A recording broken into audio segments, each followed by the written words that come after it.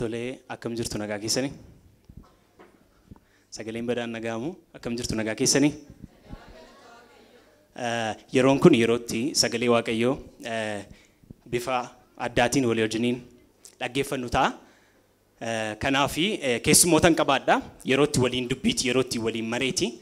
Keessummooti koo kunis ijoollee Makaayyoo keessaatti kan inni ta'u. Kanaafi toopikii keenya yookiin immoo mata duree har'aa qabnu kanarratti taliilummaa isa jedhu irratti walii wajjiniin dudubbanna barumsa kanaan dura barataa turanii wajjin qabee waan baay'ee kaasnee iddoo baay'ee deemneeti kan nuyi dubbannu. Kanaafi bifa kanaanidha sagalee Waaqayyoo kan nuyi walii irraa barannu jechuudha. Kanaafi keessummoota koo naas anaan badaanan simanne homaa miti. Keessummoota koo garuu gaarii godhaatii naas maddaa daraa keessan amma.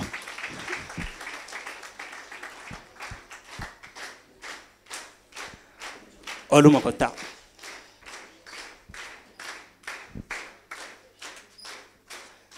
Nora.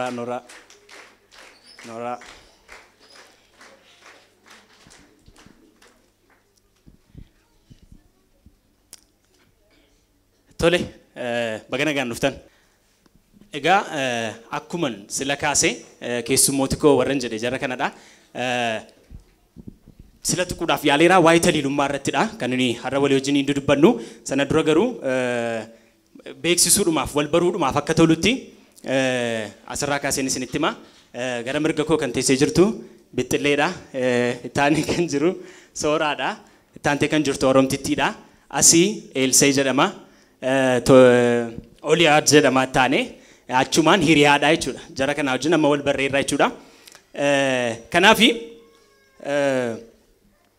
baay'ee xiyyeeffannoo guddaadhaan barumsa hedduu toopikii hedduu kan isin barachaa turtan yoo dogoggoruu baadde sirriidha miti.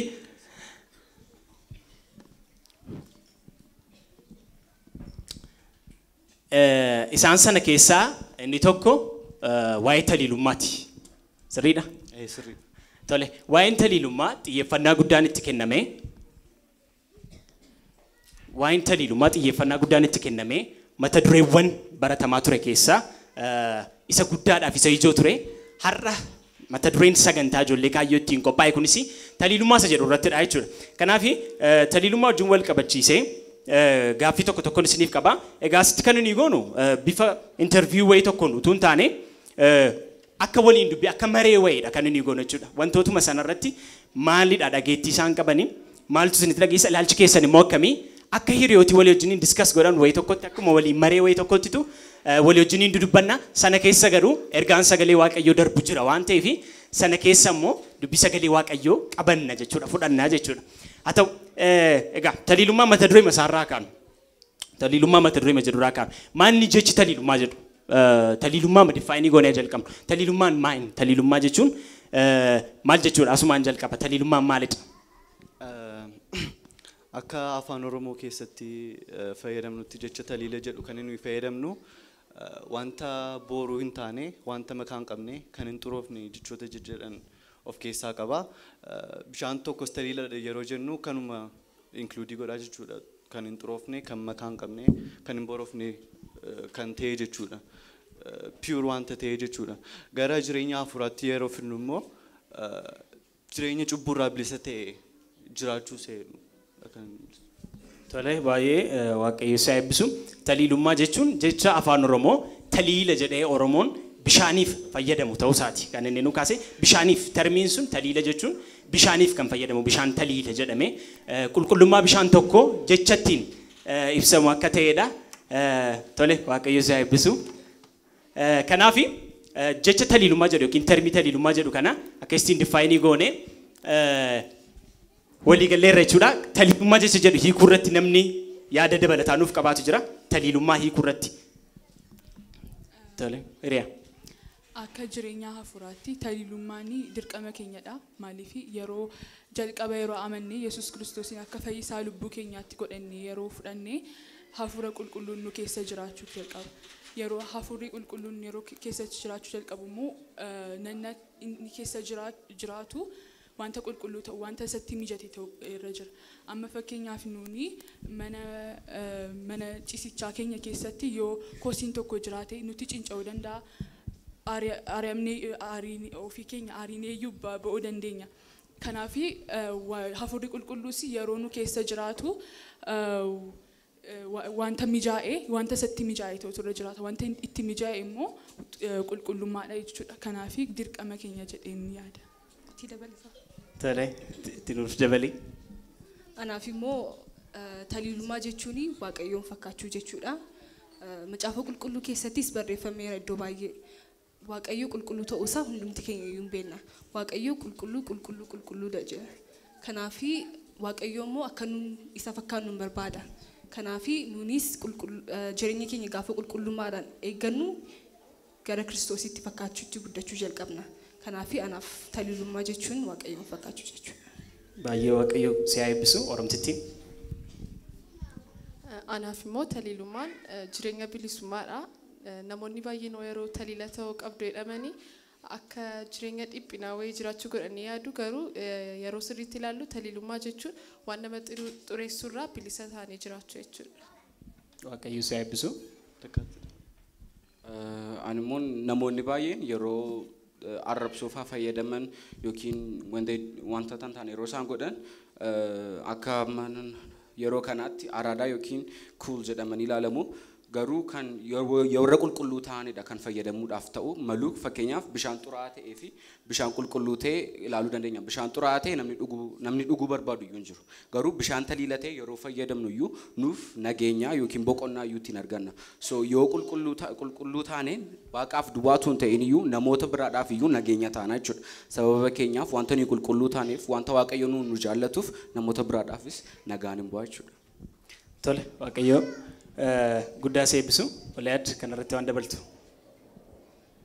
Baay'een isaanii dubbataniiru garuu akkan yaadutti bixxilleenis jetteetti taliilummaa jechuun Yesuusiif jiraachuun akka waaqayyo nu barbaadutti jiraachuudha taliila jechuun. Itti dabaluudhaaf macaafa qulqulluu keessatti waaqayyo gaafa saba Israa'elitti dubbatu anaaf qulqullaa ittiin jedha saba Israa'elitti. Anaaf qulqullaa kan inni ittiin jedhu jireenya sabi kan biraa jiraatan jiraatinaadha.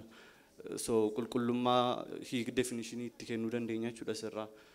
Jireenya adda ba'e jireenya contamination itti adda ba'e jennee fudhachuu dandeenya. Baay'ee waaqayyo guddaa sana eebbisu. Walumatti qabnee yaada keessan irraa maal baafachuu dandeenya?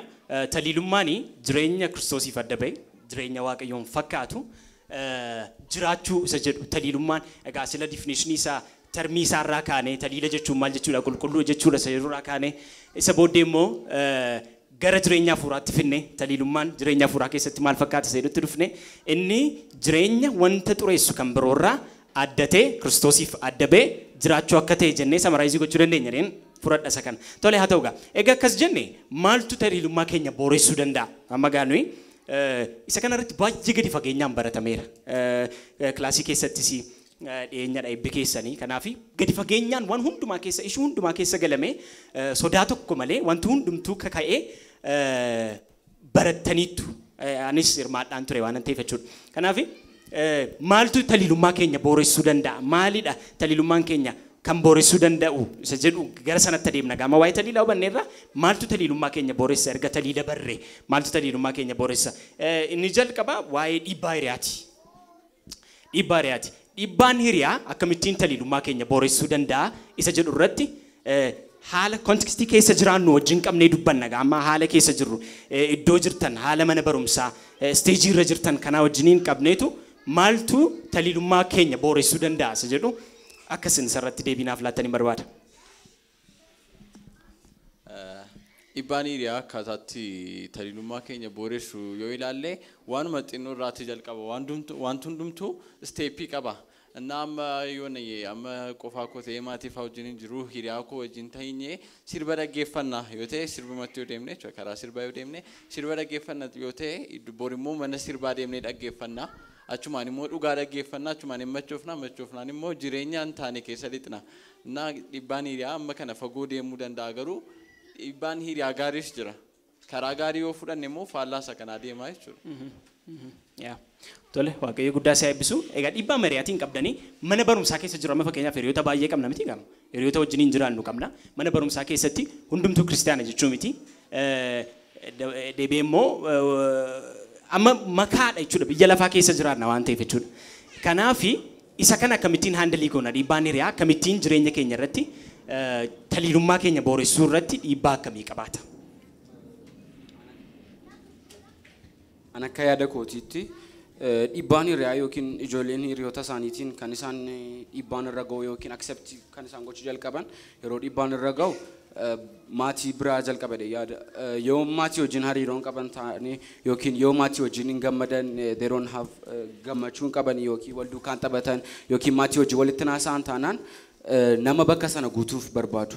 So nama bakka sana guutuuf jechuun nama isaanii gammachiisuu danda'u nama isaanii taphachiisuu danda'u akka isaan gammadaniif yeroo dhumaaf illee nama isaanii godhu barbaadatu. So nama gaappii sana immoo fiilii gochuudhaaf seexanni baay'eetti yaada. Maaliif seexanni bara Addaamii kee waan tureef he knows about waa'ee namootaa beeka. Namoonni akka maal akka isaan barbaadan maal akka isaan fedhan. So yeroo ijoollee maatii irraa fagaatan yookiin maatii wajjin hariiroon qaban taanaan seexanni immoo hiriyoota isaanii fayyadamee gaappii sana guutee ijoolleen akka gammachuu al tokkotti agarsiisaa jechuudha ijoollee sana wajjin. Erga gammachuu al tokkotti agarsiisee booda akkasin kan argattaniif yookiin na duukaa sirbuu qabdaa yookiin dhuguu qabdaa jedhaniitti dubbatu. So gaappii sana fiil gochuudhaaf yookiin yeroo tokkoof gammachuudhaaf jedhanii ijoolleen hiriyoota isaanii dhaggeeffatu jechuudha. Hiriyoota isaanii duukaa bu'u. Peer pressure ijoollee hiriyoota isaanii diduu hin danda'an because maatii bira yoo dhaqan no one tells them about it. Dhiisaa yookiin ani bakka kana sii jira ani siin dhaabbadha maatiin yoo hin jenneen ta'e ijoolleen kanatti saaxilamuudhaaf baay'ee salphaata jechuudha.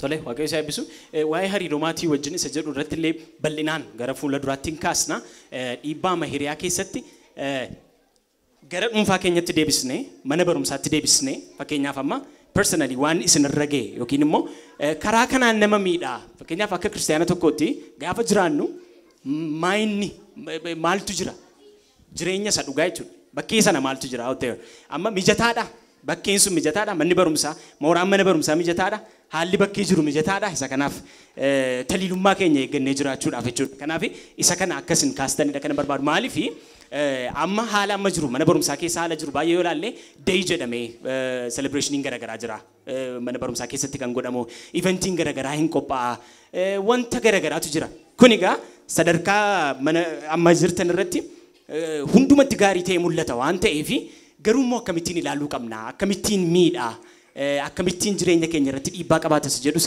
waliin qabdanii akkasin kaastan hin barbaada. Toleeraa. Toleegaa akka dhuunfaa kootiitti wanta kilaasii keessa faatti argu amman ijoolleen tokko diraagii fa'aa fudhatu jechuun nama biyya lafaa keessatti amma jiraannetti wanta makaatu jiratti ta'ee fi wanta akkasiin argina. Mucaa tokkotu ture jechuun an amana garuu hiriyoonni isaan fudhatu turanii kanaaf hiriyoonni isaan fudhatu turanii hiriyoonni isaa immoo you're not cool jechuun ati faaraadha wanta jedhan qabu. Inni immoo kana jedhamuu hin barbaanne kanaafiyyuu isaanii fakkaachuu jalqabee jechuudha. Yeroo jalqabaayyuu kilaasii keessatti fudhachaa ture jechaa waanuma gadhee keessatti makuutti jalqabee jechuudha. Kanaafiyyuu dhiibbaan hiriyaa baay'ee nama miidha. Amma iddootti ooluyyuu baay'ee nama miidha amma fakkeenyaaf Loox yeroo macaafa qulqulluu keessatti arginu ijoolleen Looxii Sodoom keessatti guddatan. Sodoom jechuun immoo iddoo cubbuun baay'ateedha. Wanta kana ilaalaa guddatan achi keessa oolu. Humni isaanii maal ta'e abbaa isaanii gudeeduu ta'e jechuudha. Kanaafiyyuu iddootti oollu baay'ee barbaachisaadha. Iddootti oollu immoo yeroo baay'ee hiriyoota keenya wajjin gatii ta'ee fi dhiibbaa baay'ee qaba jechuudha. Tole waaqayyo guddaa isaa eebbisu bitilleessa kanarratti.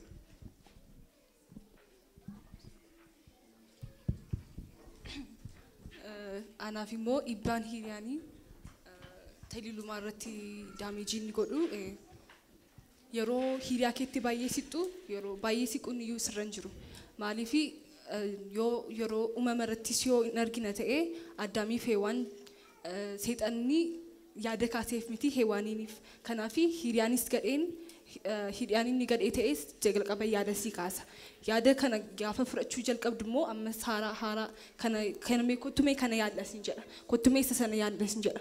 Atis isaa wajjin yeroo deemuu jalqabdu taliilummaa keetti gara booreessutti deemuu jalqabde jechuudha. Tole waaqayyo guddaa isaa eebbisu.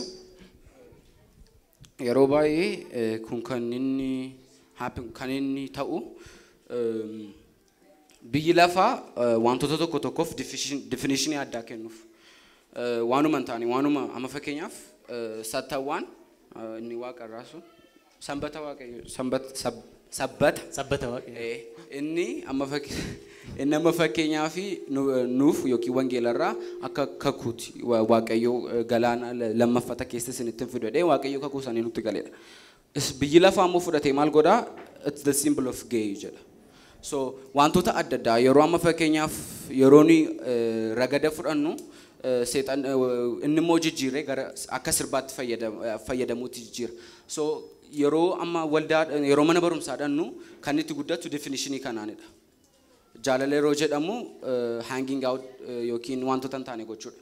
Jaalala yeroo jedhamu kanaaf jaalala amma fakkeenyaaf waldaatti dhufnee jaalala qabaachuu qabdu yoo jedhamne and then achi dhannee immoo jaalala jechuun waan akkasii gochuu yoo ta'e hin goonaa jechuudha.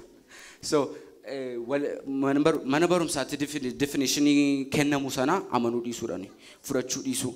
Kan nuyi fudhachuu qabnu isa waldaatti nutti himamu isa maatii biraa nutti himamu definitionii akkasii fudhanne yoo jiraanne definitionii mana barumsaatti ta'e yookiin biyyi lafaa kennuufi omaan nutti hin himu jechuudha because we know the truth yookiin isa sirrii isaa beekna jechuudha. So peer pressure irratti hojjetu yeroo akkasii definitionii wanta tokko isa dhugaasaa yeroo baru. Asitti dabaluudhaan hiriyaan gadhee nama lagaarii mancaas jedhee macaafa qulqulluu akka dubbatutti dhiibbaan hiriyaa baay'ee ulfaataadha. Balleessuufis qofaatu hin taane jijjiiruufis gara gaariittis deebisuudhaafis dhiibbaan hiriyaa gaariidha. Dhiibbaa gadhee fakkeenya macaafa qulqulluu keessaa yoo fudhanne mucaa Daawit Amnoon hiriyaa isaadha kan inni maal godhuu nan jaalladhe obboleetti koo jedhee kan inni gaafate. So dhiibbaan hiriyaa this much baay'ee effektii qaba. Waaqayyo guddaa sana eebbisu egaa fakkeenya inni dhumarratti laatte seenaa Amnoon obboleettii isaa Taamaar irratti godhe sana hin beektu. Hiriyaasaa gorsa hiriyaasaa irraa dhufe Yoonaadaab gorsa inni gorseen irratti maal godhu jedhee gaaffii inni gaafate irrattitu gorsa hin taane gorseen jechuudha hiriyaansaa. Dhiibbaan hiriyaa hamman balleessuu akka danda'u dhiibbaa guddaa geessisuu akka danda'u seenaa kana keessatti hin argine. Inni gara biraan Rehoobiyaam mootichi Rehoobiyaami hiriyoota isaa amma ilma Solomoonidha gara mootummaatti dhufeera. Hiriyoota isaa gaafate maal jalqaba hin gorsaniin maal goonu abbaan kee akka kanattiin harka dhiibbaa nurratti geessiseera nutti ulfaateera ati immoo maal goota jedhanii gaafatan. Isa booddee abbootiin suni maanguddooliin abbaa isaa gorsaa turan itti mani waan gaarii godhi saba keetti dhiibbaa isin irraan hir'isa jedhiiti itti meedhan. Garuu hiriyooti isaa wajjin guddatanii gorsa biraadha kan isaan gorsaniin waan biraadha jechuudha kan isaan itti dubbataniin maal jedhaniini akka inni kana caalaatti iyyuu cimsu bikoo isheen moggee kun mudhii abbaa koo caala guddatti maal jedhee saba achitti gargar cabuun saba Israa'el kan inni ta'e jechuudha. Kanaaf gorsi hiriyaan nama gorsu dhiibbaan hiriyaa sabi gargar bahuudhaaf illee sagalee waaqayyoo keessatti hammam akka inni shoora qabatu taphachuu danda'udha. Inni isa kana keessatti arginu. Inni gara biraan taliilummaa keenya booressuu keessatti baay'ee effektii hamaas kan qabu inni tokko social miidiyaadha. Social miidiyaan miidiyaaleen hawaasaa akkamittiin taliilummaa keenya booressuu keessatti dhiibbaa qabaatu isa jedhu irratti isa kanas akkasiin dubbattan maaliif social miidiyaan fayyadamtu jalqaba. Fayyadamtu fayyadamtanis fayyadamtu waan ta'eef egaa maal isinitti fakkaata jireenya taliilummaa booressuu keessatti social miidiyaan yookiin miidiyaaleen hawaasaa dhiibbaa inni qabu akkamittiin immoo hambisuu dandeenya akkamittiin isa kana jalaa miliquu dandeenya jedhu wajjinis tuqtanii akkasiin kaastanii barbaada social miidiyaan dhiibbaa guddaa rakkina guddaa uumaa jira waan ta'eef jechuudha. Tole amma waa'ee social miidiyaa yoo ilaalle akkuma fakkeenyaaf akka haaduutti yoo fudhanne waatti muruudhaaf nu gargaara. Garuu yoo akkaataatti fayyadama isaa haaduu jette haaduu okay. Yoo garuu akkaataatti fayyadama isaa sirriitti hin beeknu ta'e harka keenya muruu danda'a. Akkasumadha social miidiyaanis amma pilaaniitti baafnee midhaan jennee yoo irratti hojjenne gaashaanii nu fayyaduu danda'a effektii bareedaa babbareedoo hojjechuu dandeenya garuu yoo itti fayyadama isaa hin beeknu ta'e haaduun egaa quba keenya muramni inni kun garuu nu ajjeesa. Bakka jireenya dhabna jechuudha sababii social miidiyaa kanaaf akkaataatti fayyadama wallaaluudha kan baay'ee dhiibbaa gaggeessu. Baay'ee waaqayyo eebbisu. Tole hiriyaan isa kanarratti kan nu dabaltu. Sooshaal miidiyaan tokko tokko fookasiin kee ofii kee akka ta'u ofittummaa sitti baay'isa. Ofittummaa qabaachuun immoo waaqayyoon dagatta gati ta'ee fi waaqayyoon dagachuun immoo taliilummaa keenya boreessa gati ta'eef kun dhibbaa tokkodha jechuudha. Waaqayyo guddaa isaa eebbisu. Sooshaal miidiyaa irratti inviteeshinii baay'een nu dhufa. Wantoota gara keenya dhufan baay'eetu jiru.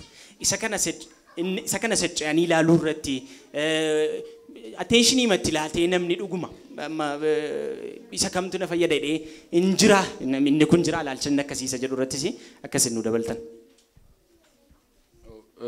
Akkuma Oliyaar jedhetti sooshaal miidiyaa fayyadamuun keenya purpozii tokkoof yoo ta'e wanta nutti dhufe sana yoo cirma illee dhiisne amma tokkollee qoy kanan fixaa itta. Yeroo isa hojjettu garuu keessaa baata yaada sana keessaa. So waan hojjennu hundumaa purpoziidhaan hojjenna. Sooshaal miidiyaa keessa galee kanuma ilaaleen ba'a, kanuma fayyadamee ba'a yoo jenne homaa nutti fidu. Garuu waanuma qophaa ta'eef nan bana taanaan rakkina biraa fidaa jechuudha. Purpoziin qabu cal jedhee man banee keessa ilaaluuf hin banee keessa yeroo ilaalu wanta meeqa jira. So utuun hin banin dura maaf akka hin banu baruu yoon bare waan guddaa natti hin ta'u jechuudha. Yoo natti dhufes.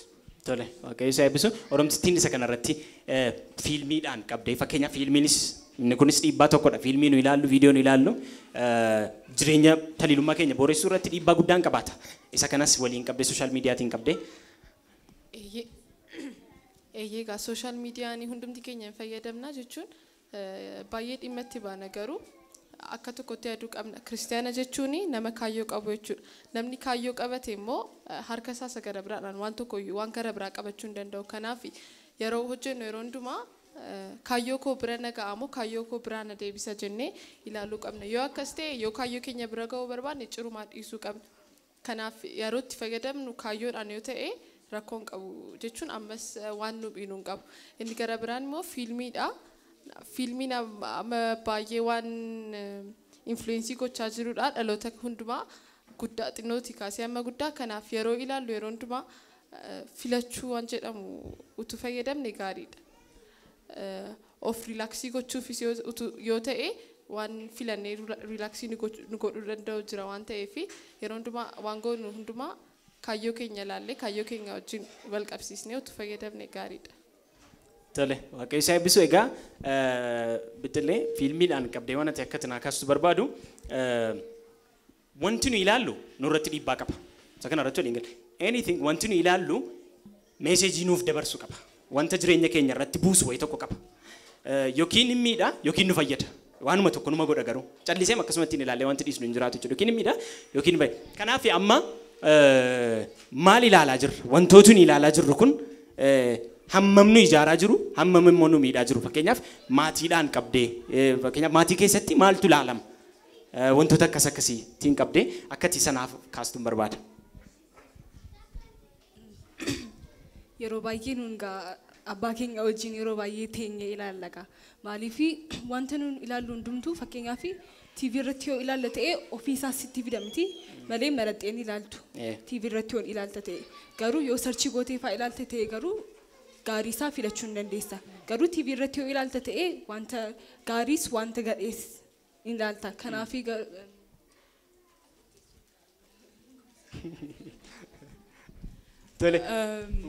fiilmiin gadhee maatiyyuun diiga jechuun amma pornograafii kan jedhamu fiilmiitu jira. Amma yoo abbaa manaan ilaale ta'ee dhiibbaa haadha manaa isaa irratti geessisa. Kun immoo maatiyyuu diiguu danda'a. Kanaafiyyuu fiilmiin maatii irratti baay'ee dhiibbaa guddaa qaba. Fiilmii yeroo jennu immoo dargaggoota duwwaa miti kan ilaalu. Nama hundumaatu ilaala. Amma jaarsaattiyyuu ta'anii warri ilaalan jiru. Kuni taliilummaa keenya akkuma jechuun waan kuma beekamaadha. Nama hundumaa wanta koonsernii godhudha. Kanaaf wanti nu ilaallu kun nama hundumaa waan ilaallatudha. Ijoollee biratti waan dhiisnu duwwaa miti. Isa kanaaf achumaan tuqxee turte asii bidileen tuqxee turte maal ilaalla gaafa walitti qabamnu. Amma gaa sadarkaa maatii deemna amma. Levelii maatii keessatti maal ilaalla walitti qabamne gaafa teenyu yookiin immoo mana keessatti yeroo dabarsinu maalidha wanti nu ilaalaa jirru. Wanti nu ilaalaa jirru kun immoo nu fayyada bu'aa hin qabaata waan isa jedhus akkasiin kaastan. Maaliif amma gaa bilisa taanee kaasna Maaliifi akka sagalee waaqayyootti ilaaluudha purpose keenya wanta badee jiru yoo jiraate immoo sirreessuudha waan ta'eef utuun sodaatintu dubbannaa jechuudha gaama. Akka maatiitti yeroo baay'ee spiritually kan TV'n banamu yookiin zeenaatu banama. Kanaachi saaloonii teessee fiilmii ilaaluun neekamti haati kos gatteef hin horkama. Kana irratti kan hin dubbachuu barbaadu dhiibbaan ijaa effeektii akka qabudha. Dhiibbaa ijaa irratti amma heewaan gaafa isheen isa seexanitti dubbate sana gaafa ilaaltee baay'ee akka inni nama hawwisiisu hubatte. Ishee qofaas miti immoo daawwitiin yoo ilaalle hojii hiikee gaafa mana mootummaa isaarra dhaabatee asii gadi ilaaluudhaan effeektiin isaa. So ilaaluun dhiibbaa guddaa qaba. Amma balleessuttis geessuu danda'a. Amma maatii daawwitiin yoo ilaalle gargar cabanii baay'een du'an kan keessaa hafanis jiru gattee fi effeektii amma kana qaba. Gara cubbutti daayirektii gochuudhaaf jechuudha. Sana hundumaa kan fide maalidha isa jedhuudha jechuudha. Ilaaluu isaati jechuudha. Inni kun dhiibbaa guddaa fiduu akka inni danda'u kufaatiitti cubbutti kufuun daawwit maalirraa akka inni ta'e ilaaluurraa akka inni ta'e dabalatammoo hojii hiikuu isa jedhus immoo poointii kana kaaseera. Hojii hiikeeti daawwit jechuun boqonnaadhaaf bashannanaafidha kan inni ba'e yeroo sana dhabaatti shabaa kan inni arge jechuudha. Kanaaf hojii hiikuu keenyas maaliin akkanii bocuu qabna. Amma fakkeenyaaf yeroo firii taanu jira miti. Yeroo firii taanu maalirratti dabarsina. Yeroo firii keenya akkamittiin fayyadamna. Yeroo fakkeenyaaf amma boqonnaa ganni waan akkasii jira. Yeroo firii keenya maaliin jechuun wanti ni ilaallu yeroo sana wanta jireenya qulqullummaa keenyaaf contribute godhu wanta nuuf ida'u dabalu ta'uu qaba malee wanta nu miidhu akka hin taane isarratti waan nu dabaltan poointii ammaa irratti yaadee dabaltu bittillee jiraate. Ani kan elsa irratti dabaluu barbaade ilaaluu duwwaa miti immoo gaafa ilaaltu immoo addiktii taata akshiniitti immoo geeddartamne kanaaf dhiibbaa baay'ee qaba kun taliilummaa irratti. Good. Namni yaada itti nu dabalu jira isa kanarratti. Kan bittillee irratti kanan jechuu barbaadu baay'een keenya goonee irra ta'ee hin beeku garuu yeroo ijoollummaa keenya irratti fiilmii gaafa ilaallu amma fakkeenyaaf fiilmii Spidermaanii yoo ilaalle bakka amma baanee Spidermaanii taana yookaan dibdibii taanee bakka ammas dhaqnee wal lolaa yookaan na baay'ee jireenya keenya irratti effeektii guddaa qabanna amma wanti nuun ilaalaa jirru kun immoo gadheetu ta'ee maalitti nu geessaa jira. Tole waaqayyo guddaa isaa eebbisu yaa. Wanta argan immoo gara hojiitti hiikuutu dhufa jechuudha. Wanta laalle immoo gara hojiitti hiikuu dhufa. Kanaaf waan gaarii ilaallee irra taanaani waan gaarii gara hojjechuutti utuu hin jaallatin deema. Waan hamaa ilaallee irra taanaanis immoo akkuma sanadha jechuudha. Kanaaf wanta ilaallu akka maatiittis akka dhuunfaattis akka maalitti baay'ee ilaalcha keessa gashuu akka qabnu fi bakka guddaa itti laachuu akka qabnudha jechuudha. Inni kuni maaltu purity keenya balleessaa isa jedhu irrattidha. Egaa topiikii gara biraan waa'ee relationshipiti inni guddaan kan ture jechuudha. Amma gaanii relationshipii keessa gadi fageenyaan dhagallee kan nuyi dubbannu jechuudha.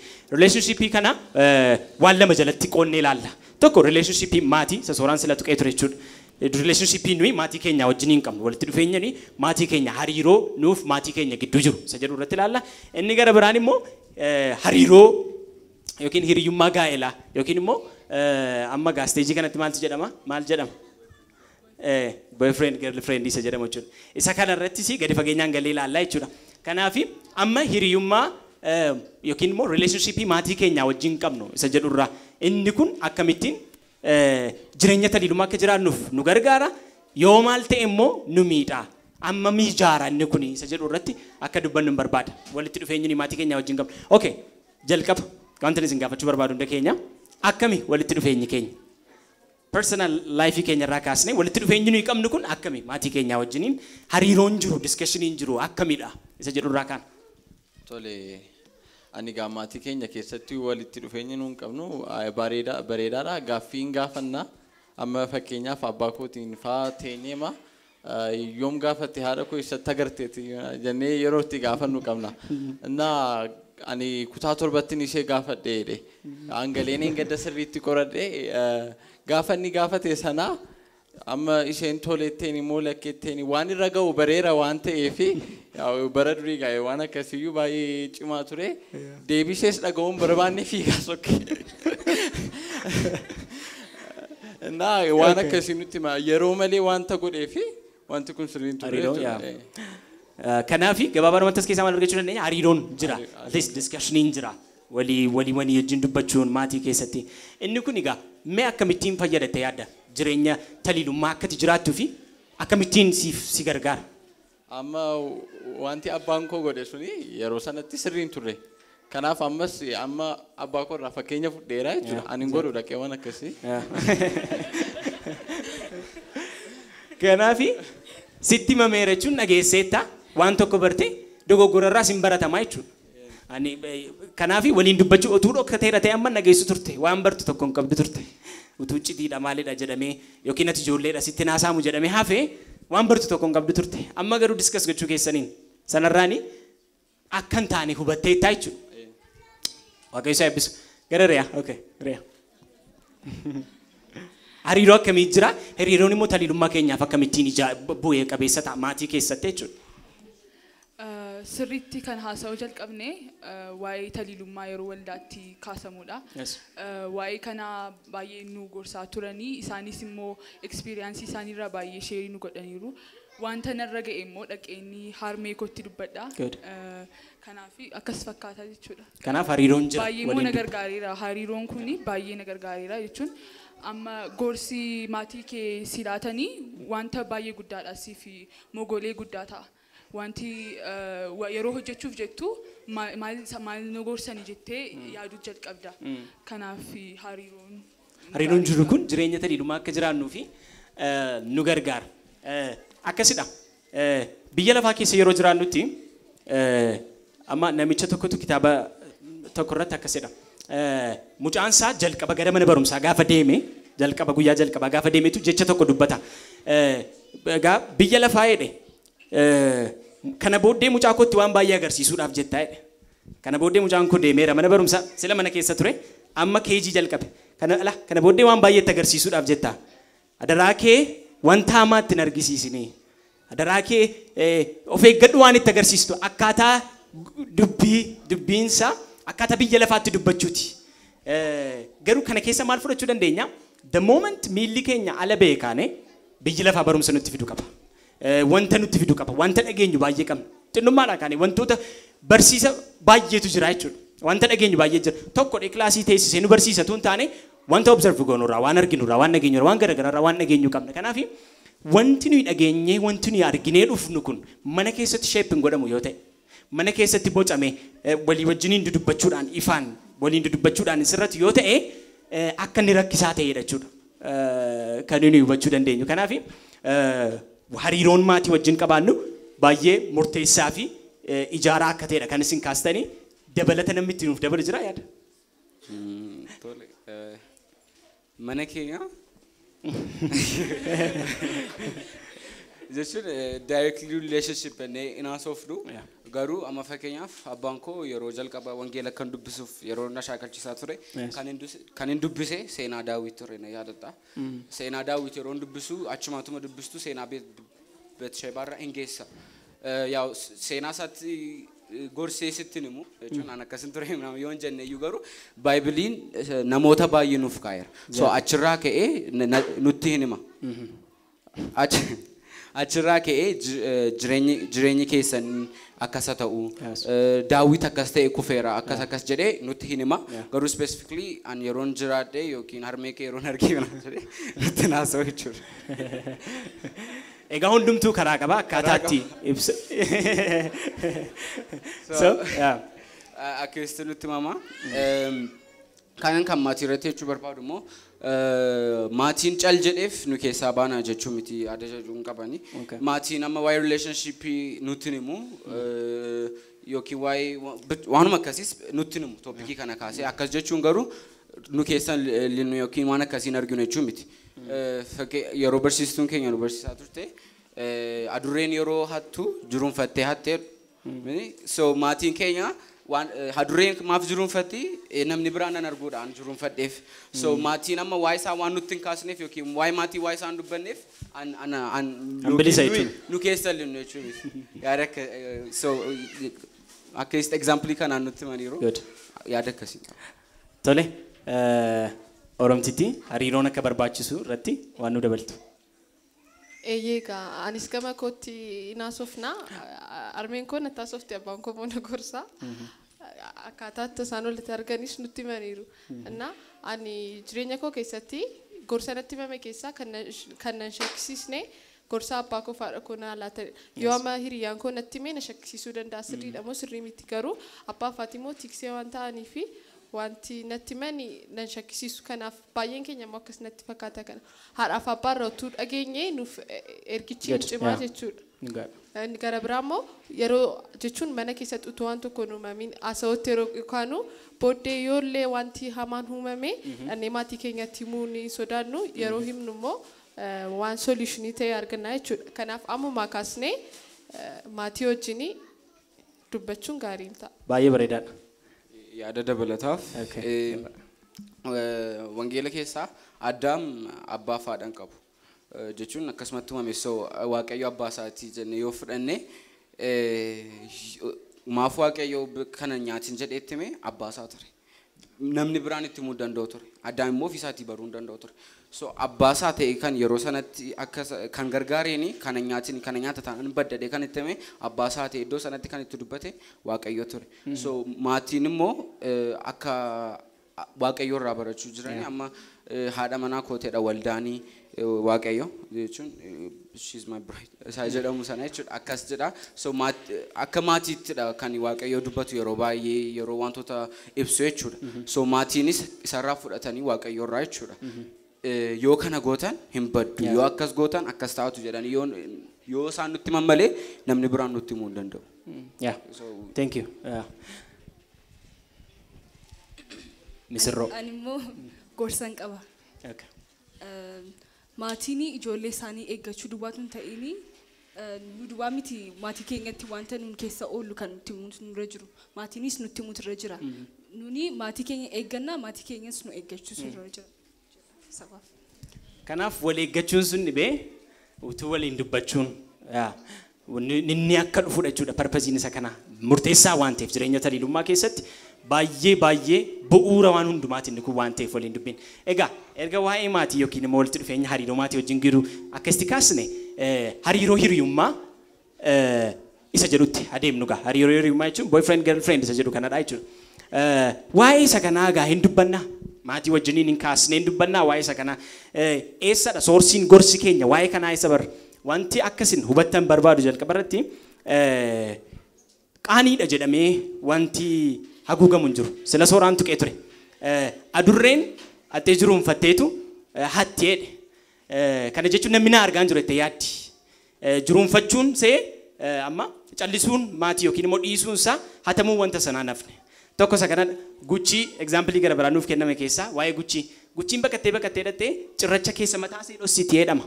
Maaliif dhokachaa jirti? Mataan ishee waan dhokatee fi guutummaan nanna isheeti waan dhokateetti fakkaata wanti barbaade dhufe miidhuu ni danda'a jechuudha. Gowwummaan Gucci hamma kanadha. Kanaaf waan dhoksineef yookaan immoo hin dubbatamu waa'een kanaan kaasamu waa'een kanaan haasamu waan jenneefi wanta tokko nafe jechuu miti. Isuma ammaatti dabaluudhaaf jechuudha. Hin hafe jechuu miti hin jiru jechuu miti facing goona jechuu miti problemii akkasii.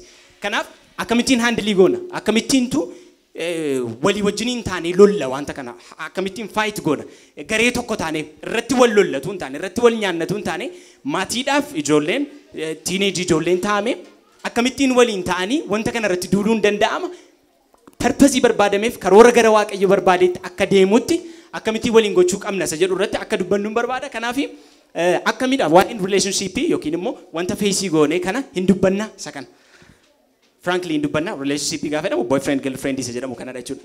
Amma inni kuni high school keessatti sadarkaa barumsaa sin jirtan irratti I think inni kun baay'ee beekamaadha. Mitire? Beekamaadha? Moo badaan jiru? Beekamaadha? Beekamaadha. Isinu kakkaanaa jirtu. Okay. Garuu beekamaa erga ta'e kontekstii keessa jiraachaa jiru erga ta'e wanta adreesii godhamuu qabudha jechuudha. Waan irratti dubbatamuu qabudha jechuudha. Nu hin callisne jechuun bakkeen hin callise jechuu miti. Bakkeen immoo dubbataa jira. Waan baay'ee barsiisaa jira. Barumsa baay'ee kennaa jira. Waldaan immoo toora sagalee waaqayyootti deebisuudhaaf itti gaafatama guddaa qabdi. Kanaaf callisuu hin dandeenyu. Waa'ee kana irratti dubbachuu qabna, diskasii gochuu qabna jechuudha. Isa kanaaf isa kana akkamittiin handilii goona jireenya personal life keessatti deebisaati akkamittiintu isa kana feesii gochaa jirtu stage kanatti. amma mana barumsaa keenya keessatti baay'ee yeroo keenya mana barumsaatti fixna waan ta'eef mana barumsaa keessatti yoo ilaalle namoonni bakka kaappilii ta'anii koornarii qabatanii ijoolleen taa'an jiru. Amma warra dhaabbannee bakkeetti ilaalluu fi baay'ee bakka maaliifan naman itti mun qabu waan akkasii naan jennee hawwuu dandeenya garuu yoo dhaqnee amma sana turre ilaalle kun ammam jaalaladha ammam dhugaadha isa yoo ilaalle isaanumtu ammam walii wajjin turu waggaa 2 waggaa 3 yoo baay'ate waggaa 4 kana caala walii wajjin turan. Kanaaf dhuguma jaalala ta'uu isaa adda baasuudha malee calladanii itti fiiguu miti. Waggaa 2 waggaa 3 immoo baay'ee dhagee yaadayyuutan immoo. Waggaa 2 waggaa 3 jechuun baay'ee dhagee mayyuun beeku. Ji'a 1 ji'a 2 ji'a 3 waan akkasii natti fakkaata. Haayiskuulii keessatti waan akkasii keessatti wanti barame kun waan akkasiidha yeroo baay'ee. Waan argitan irraa akkasiin naa qoodanii barbaada. Maaltu jira? Haalli jiru akkamii amma? Ijoolleen kilaasii keessaa na gorsu deetii godhi Good. jedhanii. Deetii godhi jedhanii na gorsu. Isaan deetii gochaa jiru gatiteef jechuudha. Maaliif deetii gootu jedhee yeroo gaafadhuuni ekspiriyaansiidha jedhu. Ekspiriyaansii naa laataa. Yeroo abbaa manaa koo isa fuulduraa yeroo qabaadhu nama akkamii akka ta'e chuuzii gochuu nan danda'a ekspiriyaansii naa ta'a jedhu. Jechuun akkaataatti isaan ilaalanii wanta addaadha. Wanta kan biraadha. Jechuun nuuni kan ilaaluu qabnu boyfriendiif girlfriendii jennee yeroo ilaallu wanta gooliin keenya gaa'ela ta'utu irra jira. Gaa'ela ta'uudhaaf immoo jaalala dhugaa akkuma jedhee jaalala dhugaa ta'utu irra jira. Jaalalli dhugaa immoo tajaajilummaa kee wanta hin booressinedha. Kanaafiyyuu mana barumsaa keessatti kana fakkaata jechuudha. Wanta itti dabaluu barbaadu amma wanti kuni wanta sirriidha moo sirrii minisa irratti yeroo qaba wanti hundumtu amma kun yeroo umurii kanatti akkas gochuun wanti inni sirriin yeroo malee hojjetamnaan dogoggoradha. Wanta sirriin yeroo malee hojjetamnaan dogoggoradha. Amma hariiroo waan akkasii kan uume waaqayyoodha sirriidha gochuun aariifiidha garuu yoo yeroo malee goone baay'ee dogoggoradha jechuudha kan ibsuun barbaada. Waaqayyo isaa eebbisu.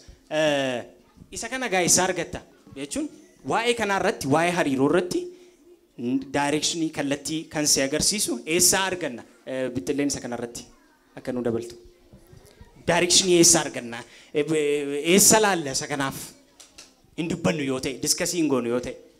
Egaa hundumti keenya iyyuu beekna wanti jalqabaa macaafa qulqulluudha. Macaafa qulqulluurraa iddoo baay'eetti barreeffameera.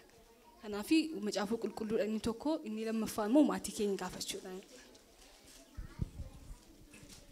Waaqayyo guddaa isaa eebbisu inni jalqaba sagalee waaqayyooti inni gara biraan immoo waliin dubbii hariiroo waliin dubbii maatii keessatti qabaannudha gara biraan gaafachuu eessa arganna direction eessa arganna jechuun amma fakkeenyaaf nuyi amma gaa inni kun wrongii ta'uu isaa dubbataa jirra inni akkas jedhamee sadarkaa mana barumsaatti godhamu kuni akka inni sirrii hin taane dubbataa jirra egaa eessa arganna direction jechuun maalidha jechuun akkamitti goona ree nuyi maanni akka kiristaana tokkotti akkam ta'aare kan keenya jireenyi hiriyummaa keenya.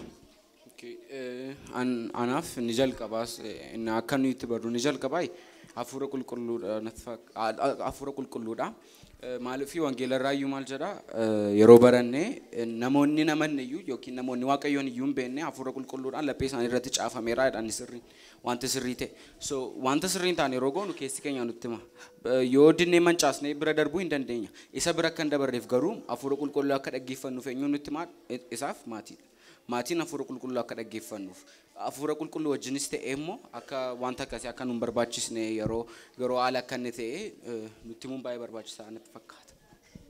Kana irratti dabaluudhaaf yeroo Yesuus Kiristoos gara gubbaatti ol ba'ee nuun kan jajjabeessu gaayidii kan nu godhu hafuura qulqulluu nu dhiisee sokkeemini amma nuun hafuura qulqulluu isa Yesuus nu kennee deeme sana akkamitti itti fayyadamaa jirra. Amma mana koo bala inni jantiliidha humnaan nun dirqamsiisu mana koo balbala rukutaa'eera moo galee dhaabbataa'eera moo taa'eera moo na wajjin haasa'eera amma midha hariiroo nuun qabnu hafuura qulqulluu wajjin hariiroo akkamii qabna yoo hariiroo jabaa qabne waan inni jaallatu beekna waan inni jibbu beekna waan gochuun akka nurra jiru nutti waan inni barbaadu beekna kanaaf hariiroo hafuura qulqulluu wajjin hariiroo cimaa qabna taanaani waan akkasii keessa lixuudhaa fi probabilitiin jiru baay'ee lasiidha jechuudha. Tole baay'ee pointii gurguddaadha kan isin kaastanii asuma irratti garuu gadi fageenyaan barumsi isin baratanii waa'ee kana irratti gadi fageenyaan waan hundumaa ishuu jiru hundumaa kaasne waa'ee taliilummaa wajjiniin hiriyummaadhaan qabne waan baay'ee gadi fageenyaan ture kanaaf walitti amma waa'ee kana irratti waa'ee hiriyummaa yookiin immoo yaadotii amma kakaasaa turre kana irratti lilloon akka bakkuma jirtutti yaada nu amma dubbataa turre kana irratti maal akka ta'e purpose isaa maal akka ta'e akkasiin nuuf kaatu achumatti maayikiin alaata.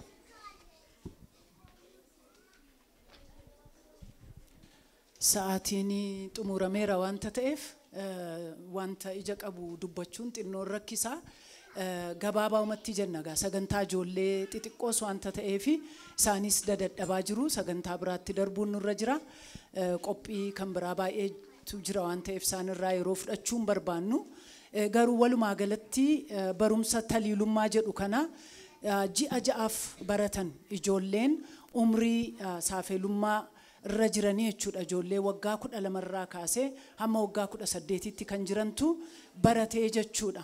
Inni kunis umriin kun umrii isaan waan baay'eetti saaxilaman wanta ta'eef qajeelfama jireenyaa isaan barbaachisuuf amantii isaanii qabatanii jiraachuu akka danda'aniif boriin isaanii akka miidhamnee fi maaliif boriin namaa fakkeenyaaf gaa'ela waaqayyootu dhaabe gaa'elli qulqullaa'aadha gaa'elli eebbifamaadha garuu gaa'elli kan badu jedhamee kan yaadamu eega namni gaa'ela booda keessa galee jedhameeti yaadama sun akkasiitu hin ta'in gaa'elli namaa xinnummaatti bada xinnummaa keessatti wanti ijoolleen godhan bor gaa'ela isaanii booressaa jechuudha maaliif waaqayyoo yeroo gaa'ela dhaabe dhiira tokkoof dubartii tokko godhee dhaabe sanaa alatti yeroo deemnu saala jijjiirree akka mabara kanatti waldaamti kiristaanaa adda addaa yoo ordofaa jirtutti dhiira tokko yeroo jennu tokko inni kan biraa immoo dhiira tokko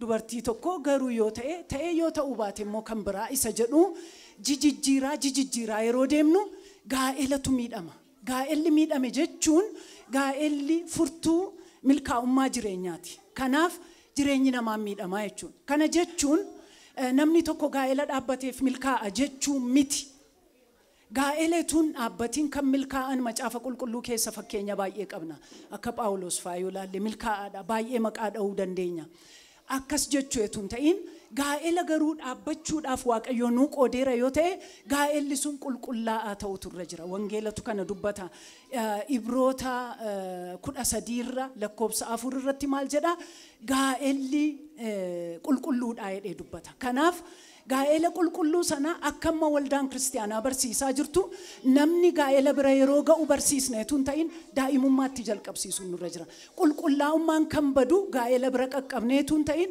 xinnummattidha amma ijoollee waan adda addaatti kan saaxilaman waggaa 12ttiyuu miti 10ttiyuu 7ttiyuu 8ttiyuu amma bara teknooloojiin itti babal'ate keessa jirra wanta ta'eef waan baay'eetti saaxilamu wanti mobaayiliin smaartfooniin nuyi harka keenya keessaa qabnu waan baay'eetti nu geessaa jechuudha tu manaan ba'iin dur namni mana ijoolleen baddee deemtee hamaa hojjetti jechuudha amma garuu mana ribaa keessatti dhuma waan hundumtu jechuudha ijoollee xixinnoo duwwaayetu hin ta'in maatiinis badii baay'ee geggeessan manuma keessatti geggeessu kanaaf kun akka hin taaneef ijoolleen keenya hamaaf gaarii baratanii ofiif filachuu akka danda'an ijoollee irra dhiibbaa kaa'uu miti ijoolleedhaan akkas ta'a jedhanii dhiphisuu miti waaqayyo waaqa dhiphinaa miti waaqayyo waaqa jaalalaati waaqayyo filannoo laata addaamiif hewaan jedhanii ijoolleen dubbachaa turanii addaamiif hewaaniif filannoo laate isaan waan filataniiru waaqayyo waaqa filannaati kanaaf